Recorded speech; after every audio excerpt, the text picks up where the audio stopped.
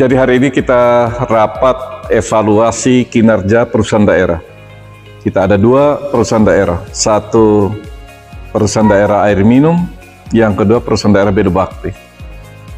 Hari ini kita melihat laporan evaluasi kinerja dari perusahaan daerah air minum, berbagai hal, tetapi ada hal positif, yaitu satu, kinerja perusahaan membaik dalam hal pelayanan kepada pelanggan, kecukupan air, distribusi, kepuasan pelanggan. Yang kedua, kinerja perusahaan dari sudut keuangan juga mengalami perbaikan. Alhamdulillah, puji Tuhan, perusahaan daerah kita mengalami sedikit keuntungan dari PDAM ini dalam keterbatasan jaringan yang sudah tua dan lain-lain, tetapi hari ini keterpenuhan air di Kabupaten Bedu ini terus meningkat, dan di tahun 2024 ini pelayanan akan kita lebih tingkatkan, ya, terutama di dalam kota. Dari 20% yang saat ini tercapai, mudah-mudahan bisa meningkat ke arah yang lebih baik, ya, 40-50% atau lebih, dengan cara sumber-sumber air dan jaringan, ya, kita cukupkan, ya. Sumber air di High Creek dan WUtu kita naikkan lagi ke Raimaten dan akan mensuplai ke sana. Di dalam kota juga kita akan tingkatkan. Kemudian pelayanan kepada pelanggan yang belum ada perpipaan, kita layani dengan mobil tangki. Jadi kinerja ini yang kita nilai baik, dan mudah-mudahan sekali lagi di tahun 2024 ini sambungan rumah di dalam kota dan di beberapa daerah kecamatan, termasuk mengusahakan penyerahan aset dari provinsi ke Kabupaten Belu, dipercepat supaya aset-aset itu bisa dikelola dengan baik oleh PDAM dan memberikan manfaat yang besar bagi masyarakat. Jadi itulah yang kita dapatkan, dan hasil pemeriksaan BPK terhadap kinerja PDAM Belu ada 3 catatan, semuanya kita tindak lanjuti. Yang pertama, RISPAM, ya, rencana induk sistem perpipaan air minum di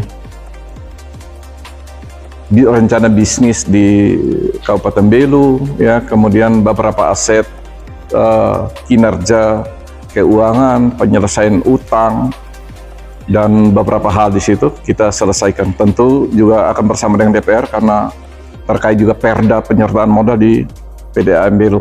Doain saya mudah-mudahan tahun 2024 ini kinerja lebih baik. Yang kedua, Bedu Bakti, perusahaan daerah Bedu Bakti yang baru dihidupkan tahun lalu. Kita belum menyertakan modal di situ karena terbentur dengan peraturan daerah, tetapi dalam keterbatasan ini juga dia mulai bergeliat, ya, dengan beberapa kegiatan usaha membantu masyarakat di hortikultura. Kita ekspor hortikultura. Jadi sekali lagi, perusahaan daerah Bedu Bakti ini bekerja berdasarkan kemampuan tanpa penyertaan modal, sehingga dia menggunakan apa yang dimiliki dan beberapa kerjasama dengan pihak ketiga, di mana modalnya juga dari pihak ketiga. Dia memfasilitasi, dia bekerja sama dengan beberapa UMKM petani untuk membantu menyediakan beberapa hal untuk petani yang dari hasil usaha itu mendapat sedikit hasil untuk menghidupi perusahaan daerah ini. Ke depan mudah-mudahan kita akan bekerja lebih baik. Kembali lagi, perda tentang penyertaan modal ini kalau sudah ada, perusahaan akan mendapat modal dan bisa melakukan usaha di berbagai bidang di perusahaan daerah Bedu Bakti ini. Dan mudah-mudahan ke depan dua perusahaan ini akan menjadi perusahaan yang sehat. Hari ini Pak Bupati menyediakan waktu untuk mendengar capaian kinerja dari PDM sejak tahun 2023, dari bulan Januari sampai bulan Desember.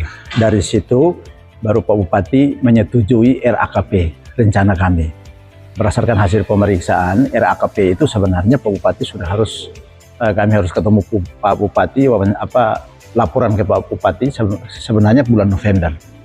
Tapi karena kesiapan Pak Bupati, kesibukan Pak Bupati, kami melapor capaian kinerja kami di tahun 2023 di awal Januari.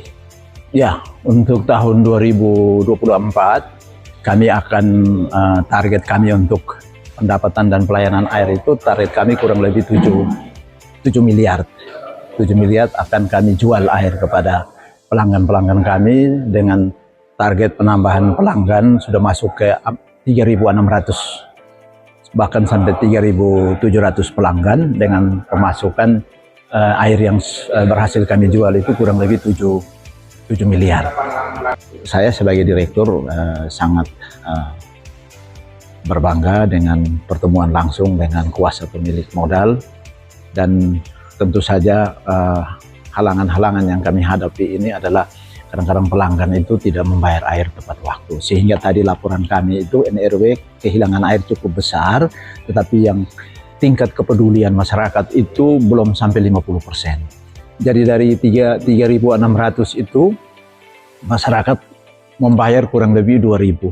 Sisanya pegawai-pegawai saya harus pergi tagih. Dan ketika pegawai-pegawai tagih, tentu harus mereka dapat dana insentif. Dari hasil yang mereka tagih, dari target yang mereka capai, 10% kita peruntukkan untuk tambahan pegawai.